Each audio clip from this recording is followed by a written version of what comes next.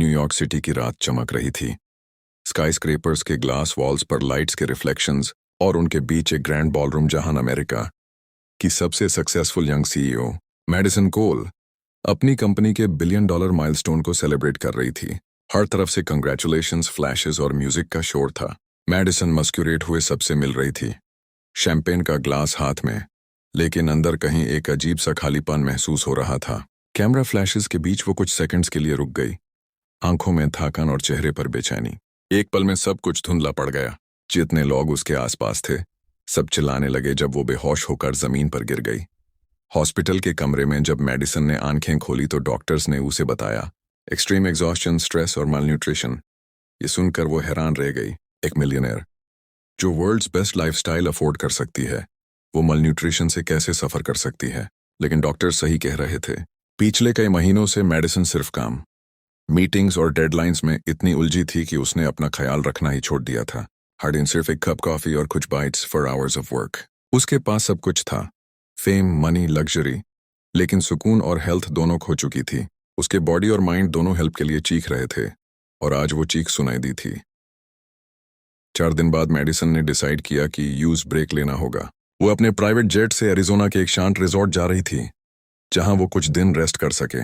Desert के बीच endless highway पर जब उसकी कार चल रही थी, तब उसकी नजर एक छोटी सी मूवमेंट पर पड़ी। रोड के किनारे एक छोटी अपाची लड़की बैठी थी, धूल में लिपटी, कपड़े फाते हुए, आंखों में भूख और दार। मेडिसन ने तुरंत क्या रोकी।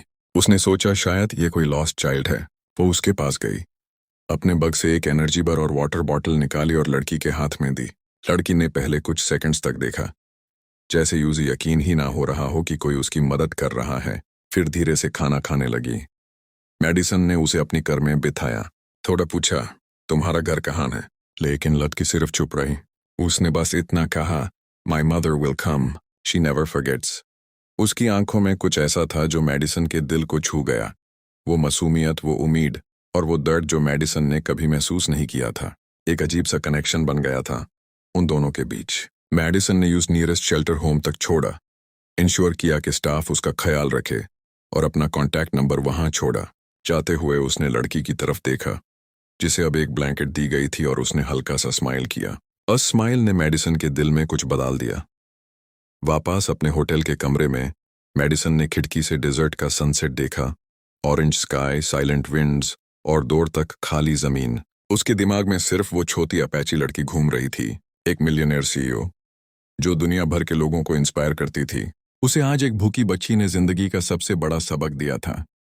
We forget to feel when we chase to win. उसने अपनी डायरी खोली और लिखा, maybe success isn't about how much we earn, it's about how much we care. उस रात मेडिसन ने पहली बार चैन की नींद सोई, लेकिन उसे क्या पता था ये बस शुरुआत थी।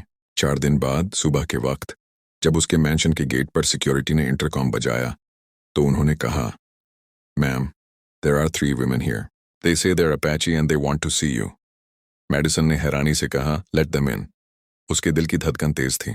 जो मुलाकात एक डेजर्ट रोड पर शुरू हुई थी, वो अब उसके डोर स्टेप तक आ चुकी थी। स्क्रीन धीरे से फेड होती है और वर्ड्स उभरते हैं। 4 days later, 3 Apache women stood at her door. To be continued. सुबह की हल्की धूप मेडिसन के मैंशन के गेट पर चमक रही थी जब सिक्योरिटी गार्ड ने इंटरकॉम बजाया। मेडिसन अभी अपना मॉर्निंग कॉफी ले रही थी जब उसने सुना, ma'am, 3 women are here. They say they're from the Apache tribe. Madison ने हैरानी से कप टेबल पर रखा और कहा, लेट them in. थोड़ी देर बाद गते खुला और 3 औरतें धीरे धीरे अंदर आई। ट्रेडिशनल ड्रेसेस, वेदर्ड फेसेस, लेकिन आंखों में शुक्रिया और गर्व था। उन्होंने कहा, हम अपनी बेटी को लेने आए हैं और तुम्हारा शुक्रिया अदा करने भी। मेडिसन कुछ सेकंड तक उन्हें देखती रही। उसे लगा जैसे कुछ अनजाना कनेक्शन उसके दिल को छू रहा हो। मेडिसन ने तुरंत उन्हें अंदर बुलाया, अपने लिविंग रूम में बिठाया और कहा, प्लीज हैव सम टी। गर्म चाय की महक के साथ एक हल्का सा इमोशनल साइलेंस छा गया। बातें धीरे धीरे शुरू हुई। उन औरतों ने बताया कि वो छोटी लड़की जिसे मेडिसन ने रोड पर पाया था, उनकी गांव की एक अनाथ बच्ची थी जो कुछ दिन पहले भटक गई थी। उसका नाम नाया था, जिसका मतलब था होप। मेडिसन ने ध्यान से सुना। उन्होंने बताया कि उनका ट्राइब एरिजोना के डेजर्ट एरिया में रहता है, जहां भूख, बीमारी और गरीबी रोज की कहानी है। स्कूल डोर, हॉस्पिटल और रिसोर्सेज और भी डोर। उन्होंने कहा, हमारी दुनिया में एक मील भी एक ब्लेसिंग होती है। मेडिसन के दिल में गिल्ट और एम्पैथी दोनों भर गए। एक मदर ने आंखों में आंसू लेकर कहा, तुम जैसे लोग पैसा कमाकर दुनिया बढ़ाते हो, लेकिन हम जैसे लोग एक मील से जिंदा रहते हैं। ये लफ्ज मेडिसन के दिल में सीधा उतर गए। उसने महसूस किया कि दुनिया के दो चेहरे हैं, एक जहां पैसा, फेम और लग्जरी है, और दूसरा जहां सर्वाइवल ही एक चैलेंज है। उसने कभी नहीं सोचा था कि एक सिंपल काइंडनेस एक्ट किसी की जिंदगी में इतनी गहरी असर छोड़ सकता है। उसने सोचा, मैं अपनी सक्सेस का एक हिस्सा उन लोगों के लिए क्यों नहीं डेडिकेट कर सकती जिनके पास कुछ भी नहीं। उस रात उसने अपनी डायरी में लिखा, true success is when your achievements can feed someone else's hope. कुछ दिन बाद मेडिसन एरिजोना वापस गई, लेकिन इस बार एक टूरिस्ट के रूप में नहीं, एक लर्नर के रूप में। उसने अपैची रिजर्वेशन एरिया विजिट किया। वहां उसने देखा बच्चे बिना शूज के मिट्टी में खेल रहे थे, औरतें हैंडमेड क्राफ्ट्स बनाकर गुजारा करती थी, और बुजुर्ग पुरानी कहानियां सुना रहे थे। उनकी जिंदगी मुश्किल थी, लेकिन उनके चेहरे पर एक अलग शांति थी। मेडिसन उनके साथ भी थी, उनकी कहानियां सुनी, उनकी जरूरत समझी। उसने डिसाइड किया कि वो अपनी कंपनी के प्रॉफिट का एक हिस्सा अपैची कम्युनिटी के वेलफेयर के लिए यूज करेगी। कुछ महीने बाद मेडिसन ने अपनी फाउंडेशन लॉन्च की, द राइजिंग सन प्रोजेक्ट। ये फाउंडेशन एजुकेशन, फूड सप्लाई और हेल्थ केयर पर फोकस करती थी, खासकर नेटिव अमेरिकन ट्राइब्स के लिए। जब उसने पहला कम्युनिटी सेंटर खोला, तो वही छोटी लड़की नाया उसके पास आई और बोला, you kept your promise. Madison ने मस्कुरेट ह्यू कहा, no, you reminded me of mine. उस पल मेडिसन को समझ आया कि असली दौलत पैसा नहीं, इंसानियत है।